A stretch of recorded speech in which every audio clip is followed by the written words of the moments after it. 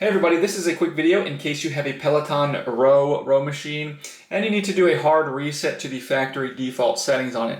Now you're going to want to do this for one of two reasons. The first one is troubleshooting. If you're having any issues with this row machine not working or not connecting or not syncing with your devices, or maybe it's sluggish, it's lagging and not responding, a hard reset can fix a lot of these issues.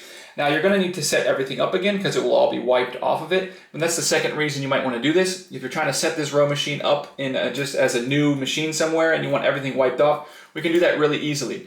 We're just going to come behind the screen and the USB power key, we're basically going to unplug the power from it from behind, which is the USB-C power cable that's in the center port of the back of the touch screen.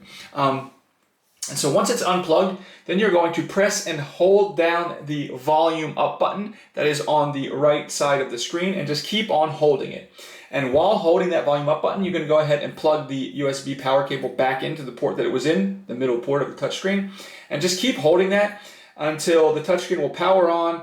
The Peloton logo will come up and then it will kind of slightly dim. Once it slightly dims, you can release the buttons. If this doesn't work, you might need to try it again because if you do it too early, it will just boot up normally. But if you do this right, it should boot into the recovery mode menu, which you can then use the volume buttons to navigate through the options and navigate down to wipe all user data factory reset, and then hit the power button to select it.